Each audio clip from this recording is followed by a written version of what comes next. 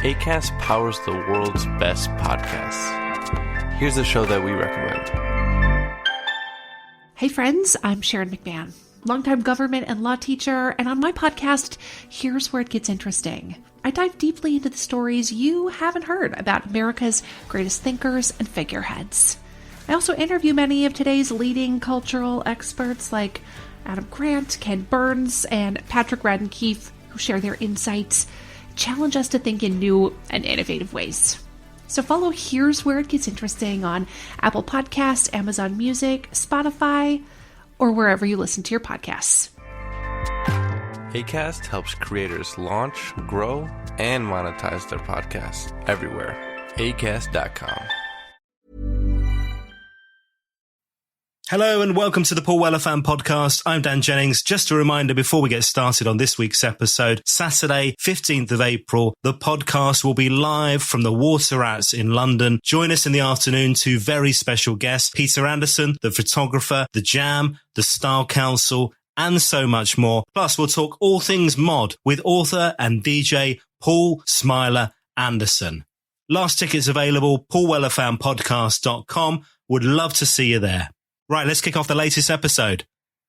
Hello and welcome to episode 140 of the Paul Weller Fan Podcast. I'm Dan Jennings, and 10 years ago, I gave up my live streaming career as a radio presenter with one big regret, never getting to interview my hero, the legendary singer, songwriter, and musician, Paul Weller. This podcast exists purely to solve that issue. Welcome to Desperately Seeking Paul. On this episode of the show, we hear from filmmaker Stephen Barron. This fella started his career with music promo videos for The Jam. We're talking Strange Town, When You're Young, Going Underground, and Dreams of Children. He also happened to create some of the most watched music videos of all time. We're talking Billie Jean by Michael Jackson, Money for Nothing by Dire Straits, Take On Me by a-ha. These are films that defined the medium during the early days of MTV and are still considered amongst the very best of all time. In fact, the videos for Take On Me and Billie Jean have each hit over 1 billion views on YouTube. Steve has also directed several big Hollywood movies. We're talking Teenage Mutant Ninja Turtles, Coneheads, The Adventures of Pinocchio, and more. Another really fascinating guest, stories of The Jam, and so much more. Let's get into it. Steve Barron, thanks for joining me. Yeah, pleasure. I'm so pleased to have tracked you down, to have found you via the World Wide Web, because so many people and their experience of The Jam and Paul Weller these early days would have been through some of your videos. You know, these were kind of iconic things for them. So we'll talk about this. We'll talk about your journey through music and film and the power of music video and all that kind of stuff in our chat. So thank you so much for joining me, man. Okay, pleasure. I want to kick off with this love of film. This love of moving image, is that always been there? No, I mean, it was because my mother and father were in the industry. My father was a sound man and my mother was a production secretary in films. So I was, when I was a kid, 8, 9, 10, we sort of went on the set of a few films, but I didn't really it didn't capture my imagination or anything. It was very hard to deflect me from football. That was all I was interested in. Which team? I should ask. Go on. Man United. Oh, dear. This is over, Steve. We've got to move on. Yeah. Okay, we can stop now. But I used to go to Fulham a lot. I lived in London, but my mum, when I was 6, took me to Old Trafford. She's from Manchester. She took me to Old Trafford and I saw Best, Law and Charlton, and wow. And I just loved football, and there wasn't any other career I had in my head. So, I mean, to be fair, when you mentioned those 3 players, I think I'd have fallen in love with Man United then as well. Yeah, in the playground, you're George Best, you kind of, that's what got me kicking a ball around in the playground and, just trying to be in. So how did music fit in with your life then as a kid? Was that a big thing for you? Not massive. I mean, it was, I suppose, about that time, 6, 7, Beatles came along. Very early memory was, I used to spend a lot of time in Ireland. I was actually born in Dublin. I grew up in London, but spent quite a lot of time over there with my grandparents. I remember being on the beach in Killiney and hearing She Loves You, yeah. And it was something that I couldn't quite work out why everyone had a transistor radio and everyone was jogging along to this new Beatles-type behavior. But it stuck. I mean, there really was a moment, even at that age, I knew that this was something different and really happening. Now, we'll talk about your career that's involved music videos for, proper, worldwide superstars, right? We're talking about Michael Jackson, Madonna, Bowie, McCartney, the fact that some of these people you only need to say one of their names and you know exactly who we're talking about. This is the level of stardom. But it all started with The Jam. That was the first music video, right? Yeah. And in those days, they were called promotional films by the record company. Yeah, that's how it it began, really, because I was a clapper load. I was a camera assistant. I got into film as a camera assistant on some pretty big films. I left school quite early, so I got quite in with a few of the camera crews, and I worked on a few, big films. Bridge Too Far, which at the time was the biggest film ever made. I think it was the biggest budget anyway. And then Superman. Oh yeah, just Superman. Yeah. And then into Ridley Scott's first film, The Duelist, and that sort of thing. So I was doing movies as a camera set. So as a T-boy, you put the clapperboard in, you load the film in the camera, and you make a good cup of tea, and then you get plenty of work. Then when I was about 18, 19, I started really getting into music that was in and around London and in the WAG Club and down at the 100 Club and things like that. And so meeting people, because I was in the film business, no one really knew the difference between a clapper loader and a director. They didn't know what either of them really did. The fact I was working on these big films, meant that I kind of was one side of a bridge between the music world that didn't really cross with film, and but I sort of reached across that into that area. Right place, right time, really. And I met a few people, and I got very ambitious, too young, too naive, and got very ambitious to actually get into shooting some music. And someone said to me, we should go and shoot the Reading Rock Festival, which in 1978 was headlined by The Jam on the Friday night, and I think it was Status Quo on the Saturday night and Patti Smith on the Sunday, and loads of great bands and everything. And I got this guy. I believe I was kind of cajoled along to believe this guy had the money and everything to pay for all this. So I got out my notebook with all the numbers of all the people I was working with, and real professional camera people and camera assistants and grips and everything. Got them all and hired them all. Oh my God. to come to do the Reading Festival in 1978. And I had this horrific experience with it, because on the day, the bank kept, all that week, they kept saying, the money's coming to your bank, to pay them. The money's coming. It didn't. And on the Friday, it hadn't come. It still hadn't come. And this guy suddenly stopped answering his phone and had disappeared. And oh realized my God. all a big fraud. It was all just, or it was just someone completely deluded. Oh my God. So this is all on your shoulders as well, like a 20-year-old kid. Yeah. And I stood there on my shoulders with my sister, who was only a year older than me, Siobhan, and we went to the crew in the tent, and there was 60 crew there. And I said, our money's not come through. And this was before the concert started, and in the afternoon. This was in the morning when we were still setting up the cameras. And I said, I'm sorry, but nothing we can do. And they all had a meeting. And they all got together and said, look, we're here. We'll film this night for you. You can take it and try and raise the money. Really sweet of everybody to support in that way. And wow, that's amazing. Yeah. So you captured footage of the Jam at Reading Festival, that gig. Yeah. Oh, wow. Has that ever seen the light of day? Yeah, it's been on a few places, actually. We put together a 50-minute film of that night. It's called Kids Like Me and You, because it was Sham 69 as well, and Penetration and the Pirates and Ultravox.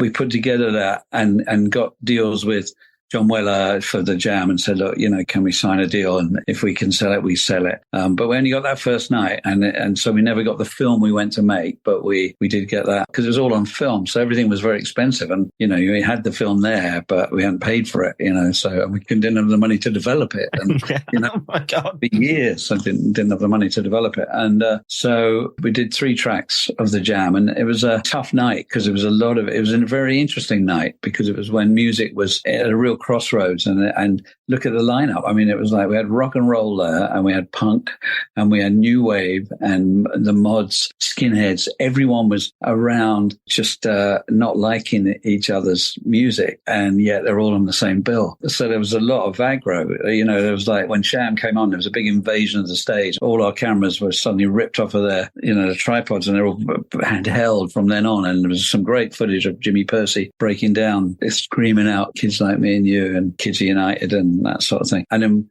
I think Paul was. It looked like Weller was, and the guys were just not having a great night. It was something about it all that it was quite flustered somehow. I felt anyway. Because later on, I got to know them, and they then said, John Weller said, "Look, the record company's asked us to do a promotional film for the Strange Town. Do you want to do it?" Because they didn't really know anyone else in film, and we just filmed them. Oh wow, I love the connection. And so you're a fan first and foremost of this type of music. You're going to these gigs. And so had you seen the band perform prior to Reading? I think I had. I actually can't remember, but I was definitely a fan. I mean, I really when Down and Tube Station Midnight came out, I was like a massive fan. Then from that moment, this was my top 3 bands. You know, it was like the jam. I really liked the feel of it, and the adrenaline of that music was great. More than punk, which Susie and the Banshees really was key, liked some things, but this was special. This was special and different and really cool. Now let's talk Strange Town. So this was 1979, March 1979. It was released as a single. I'm not sure if it was that year or just before that you filmed the video. But the thing that's really interesting, you mentioned it. I mean, there wasn't really an outlet for these videos. This is all pre-MTV. Top of the Pops is mostly a live show. I don't know that they showed many videos on Top of the Pops at that time, but they got made regardless by record companies because record companies felt that they had to start doing this. But was the brief clear from John Weller? Was it clear from Polydor? Where did it come from in terms of what they wanted for that Strange Town video? Or was it all from your head? There wasn't really a big brief. There was a bit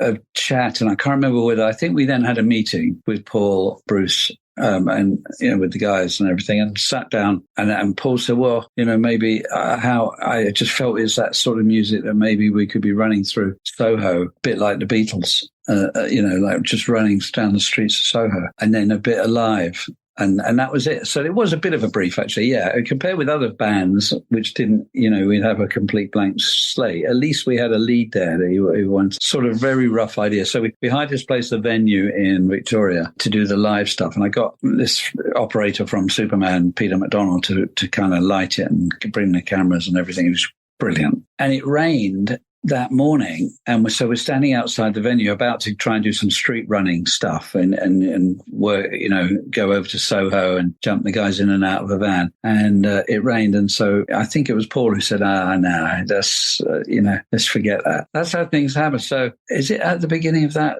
Is it that song that at the beginning we have them coming out of the tube station? That's exactly it. Yeah, Paul's got like an A to Z guidebook, which is obviously the lyric. That's just reminding me of everything. Of course, what they first came to us to do was Down in Tube Station at Midnight, which I was like so excited about doing that as a video. And I can't remember what we came up with, but obviously there's a lot of images there that are in the song. And then the disappointment was that they switched the single and said, no, actually Polydor actually want to do Strange Town. So I said, well, let's have you coming out of the tube, because I want to go back in that tube one day and do that video.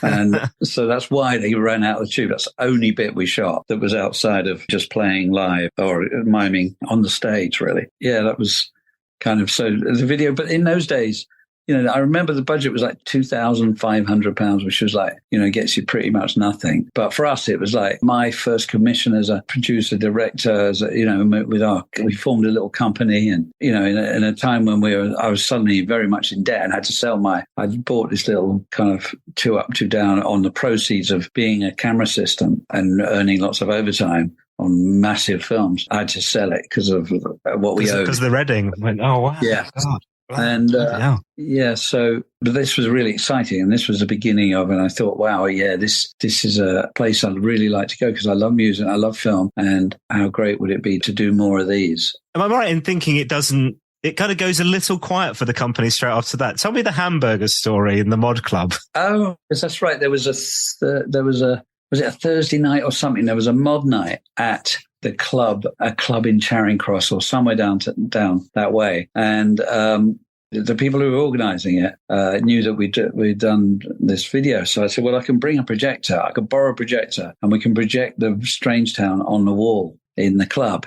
And maybe have right by the wall was a little area with tables and chairs. We could do a kind of Strange Town cafe. So we put this film up, and obviously loads of kids would come up on this night and go, play it again. And we played this 3 minutes over and over again on thing. And mostly the music downstairs was drowning out the sound of it, but it was just cool. It was just cool because of what you could see. So we, with the cafe, to make it work and to make it pay and to earn a bit of cash, we bought some burgers and got them out of the freezer and would just grill them on the side there. And I don't remember exactly how it happened, but for some reason we sold like 2 burgers for the first 3 weeks. That was it. Nobody trusted it. And then I don't know what happened. The word got out or something, and they were like, "Hey, if you get a burger at the Strange Town Cafe, you're in." And suddenly we had a queue of about 50 kids wanting a burger, and we had to look in the very bottom of the grungy old freezer to find anything left because we weren't prepared for it. And that's what I guess also there's probably one of the only outlets where people could actually watch this video as well, though, wasn't it? Because there was no like 24/7 MTV TV or anything like that. Videos of it didn't exist. You couldn't go and buy this in the shop. So yeah, it's their chance. Grab a burger. You can watch the Strange Town video. Yeah, that was it. That's brilliant. Now let's fast forward to the band's 8th single, When You're Young. And once again, you're on board. This is August 1979. And this is, I think I'm right in saying, filmed in Queen's Park in northwest London. And if this was the one where the kids were sitting around the bandstand and the Jam are performing on the bandstand. Yes. Yeah, I don't remember much about that one, except that it was Queen's Park and there was the old bandstand in Queen's Park. It was so restrictive in those days of the time you had to shoot, 3 minutes of screen time. I remember there was always, I had lots more that I wanted to do, but you just didn't have time to get it done. So it ends up being very kind of repetitive in a lot of ways, is what I remember of it. Anyway, I don't think there was any particular reason for that park or for that bandstand, but it was just a moment of a place of convenience for us all to kind of descend on for a few hours. The thing I love as well is the band looks so great, so cool. I mean, Weller in that video particularly just looks fantastic. He just looks so sharp and the band's image was really important to them, obviously. But I guess making a music video, promotional video, whatever you want to call it, was an outlet for them to show more of that as well. This is not just a live gig whereby halfway through they're sweaty, they're drowning in sweat, everything's soaked. They can show off a bit of their image, their love of clothes, their love of imagery as well, can't they? Yeah, they had that style. That was something you just found the best way to shoot it and let it be what it is. They were very cool. At that point, I don't think anything had gone top 20 yet. They weren't massive, but they were kind of the cool ones coming up, but nothing had exploded yet by any means. Yeah. Well, the next song, The Eton Rifles, is the one where they start getting daytime play on Radio 1. They come out of John Peel. They're getting play on breakfast on daytime of Radio 1. But weirdly, and this must be as frustrating as not getting to make a video for Down at the Tube Station in Midnight, there was no proper music video for The Eton Rifles. So we skip one. But that must have been bloody annoying because that's a great song. Would have been amazing. And I can't remember whether we did a concert for it. But yeah, obviously love that track. And that could have, we should have gone into Slough and Eton and done, the contrast between the toffs and the hard nuts. That would have been a great one. Because those songs are similar to Tube Station, actually, are so visual in their lyrics, aren't they? That they almost kind of paint the music video for you, I would guess. Yeah, and importantly, I don't know whether I learned that yet, but not to be too literal with it, because you want that image to still be made up like the song in people's minds. You don't want to absolutely paint it, or sculpt it in cement, and find a way to just make it feel right without being literal. Yeah, that's really interesting. Well, look, you talked about them hitting the big time. This comes fairly soon after with Going Underground. Actually, a double A-side with Dreams of Children, which you directed the videos for both of those. And Going Underground obviously becomes the huge big hit, that still gets played on radio these days. But actually, Dreams of Children, when you listen to that, it's an amazing track, incredible track. But here's a number one single. So it goes to number one when they're out in the US. They fly back on Concorde. Did this feel like the band hit number one, but did this feel like Steve Barron hits number one as well? You must have felt really special about that, surely. Yeah, that was definitely, I'm pretty sure that was the first number one hit. Yeah, we'd hardly done it. I mean, that was I think there was Secret Affair or something like that in between, but there was very little other bands ringing up and saying, come and do the video. So it was our first number one. I mean, it was tricky because you were asked to do 2 videos in the time that you just, because normally you stretch out the one and you get every extra hour out of it. But with 2 videos, that made it really difficult to do. But I remember getting excited because I wanted to go into a studio, and we hadn't yet. And, to start making them as film in a way, even though we couldn't really afford to build a set and do a whole thing. We could afford to go into a studio with a white cyc, which is kind of one step away from a set. And so it became something. I think I said to Paul, I think we should, come off of a real live stage and get into a more abstract stage, that sort of thing. And then Paul suggested a few things that he really wanted, all the shots of the prime ministers and the one, the last with the hand kind of mushing them away. And I think the glass head in Dreams of Children was Paul's idea as well, to do something, or maybe not. I can't remember. It's interesting because we start with the image of Uncle Sam, don't we? The US Army poster, I want you for the US Army poster. And then there's a red old school telephone and a trumpet, and then with a jam shoe. It'd be interesting to know where those elements came from in terms of that shoe. And this is a song that's Paul kicking out against the government of the time, the Tory government of the time, and particularly their policy around arms and how they're spending money on a nuclear arsenal ultimately, instead of things that are going to benefit the general public. So you get why that kind of image, because initially if you watch that and you don't understand why the lyrics and the meaning of the song, maybe you don't understand why that's there. But I'm guessing those are the reasons for some of that stuff. And there's also the UK join the country's army poster in the background at one point as well, isn't there?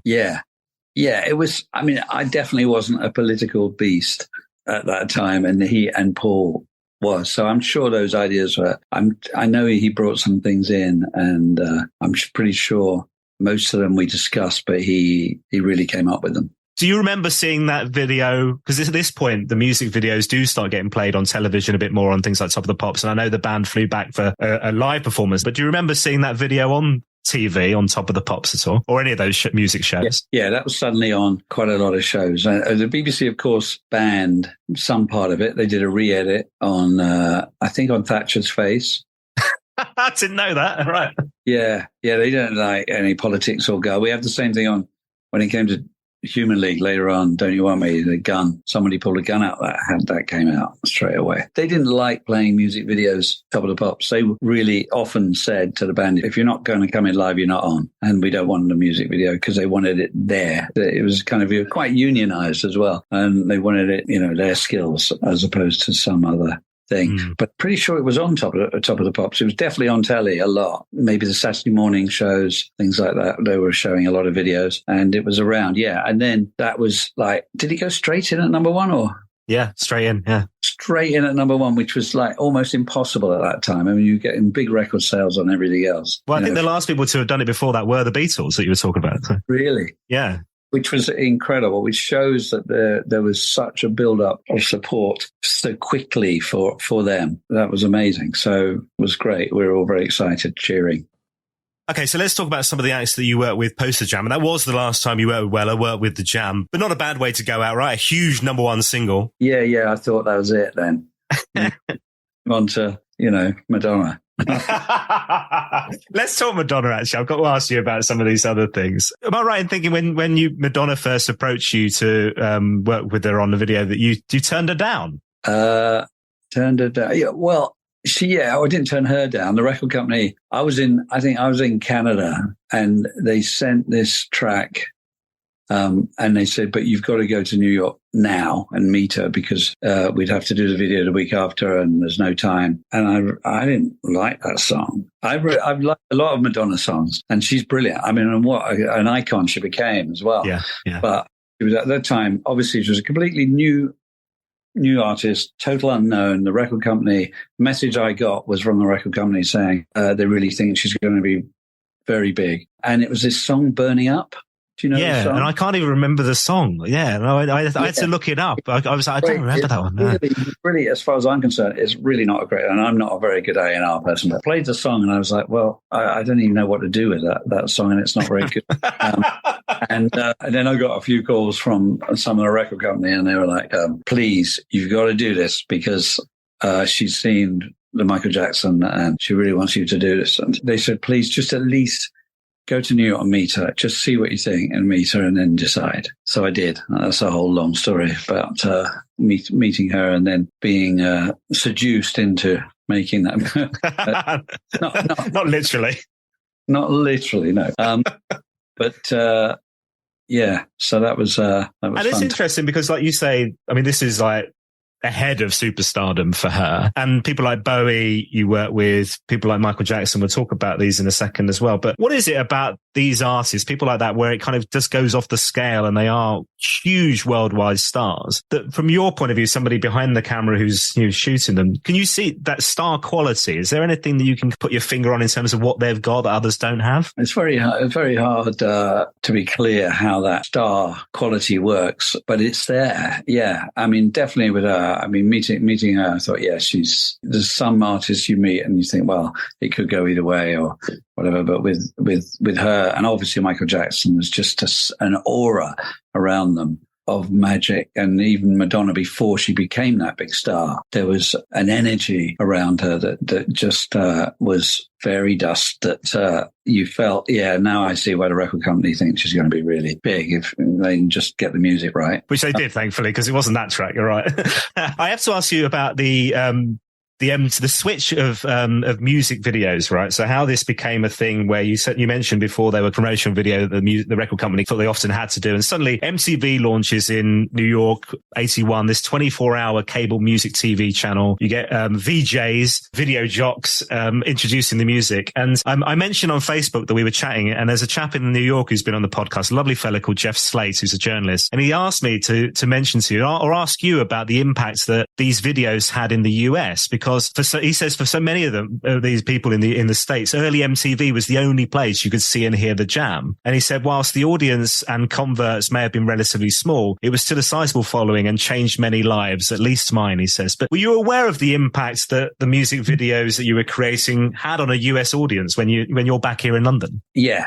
And actually, even before MTV came along, the year before it, I remember we were all saying, everyone's excited about seeing it. Everyone seems to want to see these things we're doing, and there's nowhere to show them. And we should have a 24-hour channel. So we kind of thought of MTV before it became obvious, and it appeared when somebody, the odd 10 million to make it. Yeah, which you didn't have in your back pocket, I'm guessing.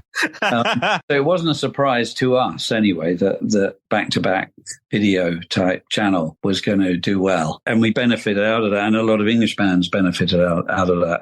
Human League were particularly one that suddenly could travel into heavy rotation on MTV and be massive, and the song go to number one. And I guess also as a creative, as somebody, as a visionary, somebody who is able to, tell a story through film so beautifully, the fact that you're getting rotation on MTV makes it all worthwhile. But you can start stretching the format, can't you? Playing around with it more and being more creative with it. Whereas, like you say, at the beginning of the jam stuff, often it was them miming or looking like they're, performing live. But suddenly you're able to tell stories through a 3.5-minute pop video, which is incredible. Yeah, the budgets started going up, and that was the thing. The record companies thought, all right, we're going to spend a bit more money on this band because they're visually good. If we spend some more money, they started seeing the value that they got from putting up a bigger budget if they chose the right direction to go in. And that meant suddenly you could make a narrative in a one-day shoot that lasts for 3 minutes is very, very difficult. You could maybe do a great minute and a half or,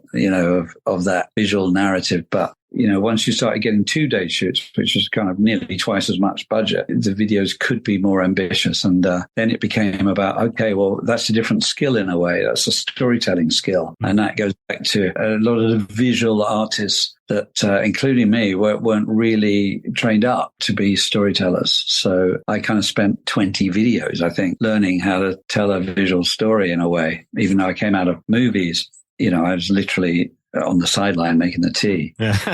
What a beautiful cup of tea you make, though, Steve. Let's be fair. He did win awards for that. I want to talk about 3 music videos that are still considered amongst the best of all time, changed the narrative in terms of the music pop video. 3 incredible pop music video films created by you. We'll talk Aha, Take On Me, Dire Straits, Money for Nothing, huge off the scale, and Michael Jackson, Billie Jean. We've mentioned Michael Jackson, all right? Let's kick off with Jacko. I was such a massive fan of Michael Jackson. I would have been, 83, I'd have been, 7, 8 years old at this point when Billie Jean lands and the album Thriller lands. And I bought it again the other day on vinyl because I've just got back into vinyl again. I got rid of it all. I'd moved to CD, I'd moved to MP3, and now I've gone back to vinyl. And there's not a bad song on that album. It's just terrific. And so how did you get the Billie Jean gig with Michael Jackson? And at that point, he was on the tipping point, I guess. Yes, we'd had the Jacksons, Jackson 5 Off the Wall, but he wasn't the mega star that he became from that album, was he, at that point, really? No, he was still thought of as Michael Jackson, the kid or the teenager. That's when I got approached to do him. That's the image that immediately came to mind. Off the Wall being the latest kind of teenage disco stuff. And then I got it really because it was about the time MTV had launched. The first video was Video Kill the Radio Star, was Buggles. And the second video was a video I did, was The Human League, Don't You Want Me? When we went to make that, we'd made it very visually cinematic and shot it on 35mm. Got an extra, a more cinematic look than had been done in videos. It had all been kind of that cinema look, and 35mm had not been a priority for anyone. And I think he said that he saw that and felt that it was something that he wanted to do. He wanted a cinematic feel to Billie Jean. He wanted a fantasy cinema feel to it. The closest he'd seen was in Don't You Want Me? I'd actually worked on an idea for the Stones all lighting up and the Midas touch for Joan Armour Trading before that, which we didn't do. We did another video for her, but it was so the idea had come from somewhere else. But when I heard Billie Jean and realize that this guy, we all know that he's got this magical quality to him, that he could be someone that had that Midas touch. So it made much more sense for this song. So that became the idea and the concept. And they really liked the idea. And, I went over to meet him in LA where we were going to shoot a week later. And we sat down and I went through the storyboard and his manager had left a message saying, look, he also could do he's been doing some looks at some moves in the mirror, sort of dancing and sort of dancing. So which I said is great. So I said, well, we'll leave the chorus. We'll leave it blank. We won't storyboard it or anything. We'll just we'll just take him along this road that we were building that lit up, and that will all be great. So when I met with him, we talked it through, and I didn't see any of the moves that he was going to do, but he obviously just trusted that he was going to come up with something for those bits. When I got on the set and got the camera on my shoulder, because I used to operate a lot in those days, and as well as direct, I just found it, I could get more into the adrenaline of what's going on. And I put the camera on my shoulder and pointed it towards him. And I said, Michael, shall we do a rehearsal? Because what's happened here is these stones, they don't light up by pressure, which is what I wanted. And they don't all light up, which is what I also wanted. So this one works, and then those two do work. Maybe we should rehearse. And he said, no, let's just film it. Let's just film it. So we put the camera on my shoulder, we rolled the track, and he waited for the chorus. It was blasting out across the studio. And as the chorus hit in, he just started moving like I'd never seen anyone move in the world.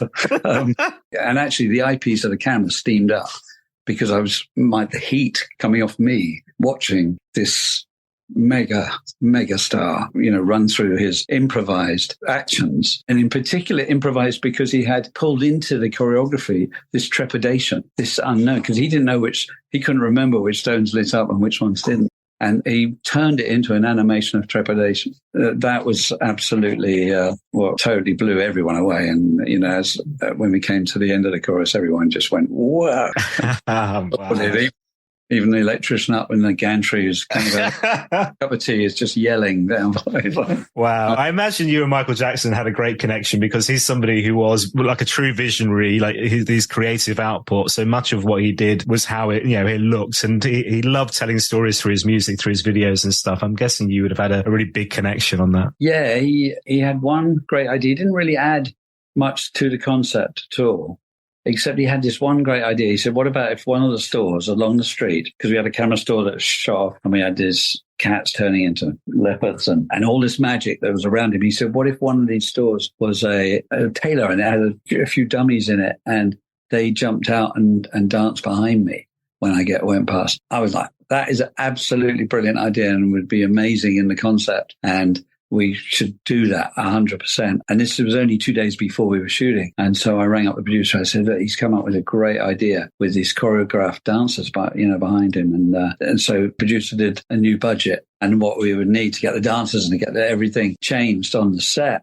And, it was about $5,000. He rang up the record company and they said, no way, we're not paying a penny more for this video. We're already paying $50,000. It's more than we've ever paid. There's no way we will do that. And I thought, well, hopefully they're going to tell him that, because I thought... Yeah. And then the night before we shot, I was staying at the Chateau Marmont and the phone rang and it was Michael on the phone. And he was like, hey, Steve, I was thinking tomorrow, let's not do the shop with the dancers. We don't need to do that. Okay. I'm like, okay.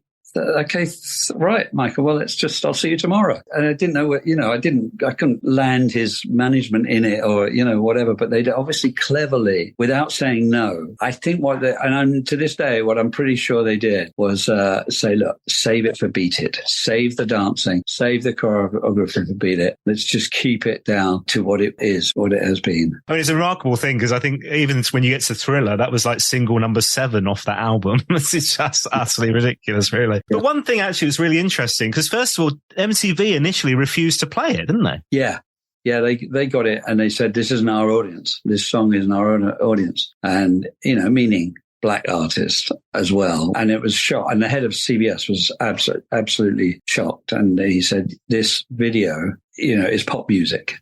This is what it is. This is pop music. And you've got to play it. And there was about a 3-week standoff where they weren't going to play it. They just said no. And then when they played it, he became MTV. Yeah.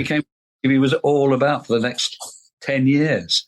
And there was a 3-week moment where it wasn't going to happen. But that is incredible, isn't it? And just shocking, but incredible how that decision ultimately changed the face of music, really. I'm aware of time. We have a hard stop for you for this conversation. So I want to get on to the other 2 music videos that I mentioned there. Really shift us on in terms of technology. So I want to talk Aha, Take On Me, and Dire Straits, Money for Nothing, because clearly the budgets suddenly are really racking up in terms of how much money you have to work on things. I think, am I right in thinking, was it Take On Me that was like $100K budget? Suddenly which you could buy a house for at that time, I think. So suddenly you got bigger budgets, and visually you're able to tell these incredible stories. Computer imagery being involved, the technology is really enabling you to do just really different things in this space, isn't it, at that time? Yeah, totally. The Aha one was because a very smart Jeff Ayeroff at Warner's, who had actually done Madonna and many Bryan Adams videos and worked with him on a bunch of stuff. And he always knew I wanted to do animation. And he said that we've just done a video for a band that I think could be really big and it's not worked out. Nobody wants to play it. And they're 3 Norwegian guys that are just really interesting looking and got interesting pop songs. And I believe in them. So if I get, this one, if I gave you As Long As You Wanted, could you make something really amazing? And I'll come up with a budget of like $100,000. And I said, yeah, if you've got the time, then we can do animation and stuff. And so it really worked on an idea to justify the animation. I thought it was important, even if it's in a great look, if it's not motivated in some way, it's harder to engage, And I went back to my youth, as you often do, and I remember when I was 5 or 6 reading a comic book and getting totally absorbed in this comic book, so much so I thought I was in the world. And it was a motorbike rider and a sidecar, and they had some villains who were trying to win the race and using stones on the bridge to break them up and make them smash it up and everything. And it stuck with me. And then an image came of how I felt about when I looked at that all those years ago. And it was like a hand reaching out of the actual comic. And I thought, that's it. That's an animated hand reaching out of a comic. And that was the center of it. And once I got that, I knew I could work a story around the rest of it. Did you know that the technology exists to do this stuff on film, on screen, or was you kind of having to invent that as well? No, that was very old technology. That was the first animation that was ever done in 1908 or whatever, was done that way. It's rotoscope animation. It's very old animation, which is you film it first, and then you have somebody go draw around the images you've filmed to as much as you want, to keep as much as you want of the movement, and it's then very real. So it's an old form of it's just it got lost. So, people preferred Disney animation and they didn't see the reason for and also you're shooting it and then you're animating it. So it can be expensive in a way. I loved it, that animation, and it was done by a guy called Michael Bassett, who was coming straight out of film school, and he'd done a 10-minute short with that flair of that animation. So, and then obviously the Money for Nothing video is proper 3D animation. That's incredible. These videos were on MTV Europe, then launched, and these videos were just on play all the time. I just remember these were such a big part of my youth, these videos. They were just incredible pieces of work, man. Oh, thank you. Yeah, that was a special year, really. Everything kind of came together. We had some fun. Now, look, I'm gonna let you go in a sec. So I know you've got to be off somewhere. Bowie was one thing I wanted to mention as well. So, guys, you have to also check out. So there was David Bowie where there were 2 videos which was linked around the film Labyrinth at the time, where he'd done the soundtrack. He was obviously in the film Labyrinth as well. And incredibly, you got to work with Jim Henson on the storyteller off the back of that as well, didn't you? Which, I mean, God, and this was Jim Henson's last project. I mean, I was such a fan of all of his work throughout, the Muppets and Fraggle Rock and everything like that. But to get to work with Jim Henson must have been incredible as well. Yeah, it was such a special man, as you can imagine, and we became really good friends. And luckily enough, he asked initially. They asked me to do a couple of videos off of the film, and then when I met and chatted with him, he said he had this series coming called The Storyteller, and he didn't know quite what to do with it or how it should do, the visual style should be. And I actually showed him an Aha video, Hunting High and Low, which was all animation silhouettes, not animation, but it was all silhouettes. And I said, look, we could do it like a fairy tale silhouette piece. And we had great fun doing it. And then after that, I persuaded him to do Teenage Mutant Ninja Turtles because I was offered that to do. His creature shop went into kind of fighting and knives and swords and that sort of thing, but he did it kind of as a favor. And he designed all the costumes for that. Yeah, he did all the Ninja Turtles. Yeah. Oh man, Stephen, hey, look, this has been so lovely to dig into just bits of your career, man. I mean, we've not even talked Coneheads and Mike Bassett and all these other things. Tell me what's next, though. Crime drama seems to be. I did a thing called Murder in Provence, and an episode of it, and a Mrs. Sidhu Investigates his thing that's coming out in a few months, which again is sort of platform crime, different takes on the world of crime. And I'm supposed to do another one in the next few months. That's mainly it. I'm also doing a superhero film and mentoring a Saudi Arabian female director on a superhero film set in Saudi, which is all about owning the power for women.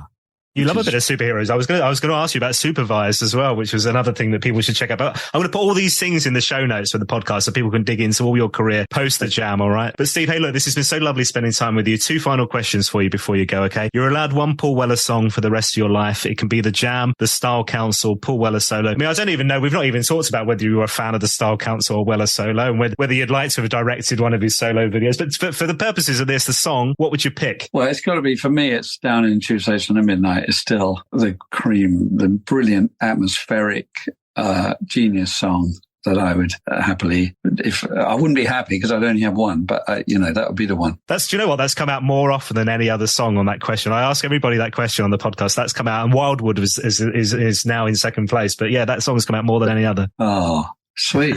Good choice, man. So final question. So the purpose of this podcast is to talk to amazing people like yourself who have these connections with Mr. Weller. They can help us to tell the story throughout this podcast series. But the whole ambition, the end goal is for me to get an interview with Paul Weller that I never managed during my radio career. It was my one big regret from giving up my radio career that I never got to interview Mr. Weller. So I've created a podcast to make it happen. If it happens, Steve, what should I ask him? How are you? Oh. It's a good opening question. What should you ask him? Wow, that's a tough one. Does he still get pleasure out of shoving Thatcher off the table? I wonder what you're going to say then. Yeah. Yeah. I bet he does. Hey, Steve, thank you so much for your time, man. Really appreciate it. All the best for the future, and thanks so much for your time. All right. Speak soon. Bye. My thanks once again to Steve Barron, filmmaker extraordinaire, telling us the story of the Jam, music promo videos, and much more. What a lovely fella. You can find out more details and watch those videos on the show notes for this podcast, paulwellerfanpodcast.com. Now, whilst you're there, you can also, if you want, get yourself some merchandise. Just head to our store and buy yourself a virtual coffee as well. Hello to Peter E, who's done that over the past week. Thank you to you for your virtual coffee. Says, hi, Dan. I've just started a new job and you make the commute so much easier. I joined late. Don't know why. So I'm catching up.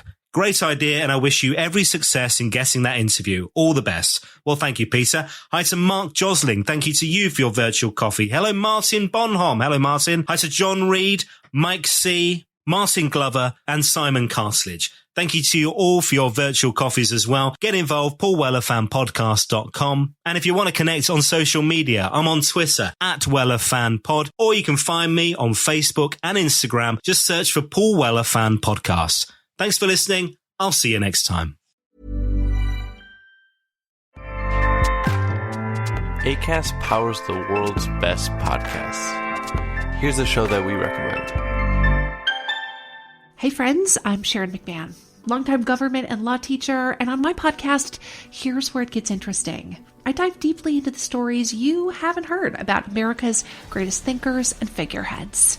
I also interview many of today's leading cultural experts like Adam Grant, Ken Burns, and Patrick Radden Keefe, who share their insights, challenge us to think in new and innovative ways.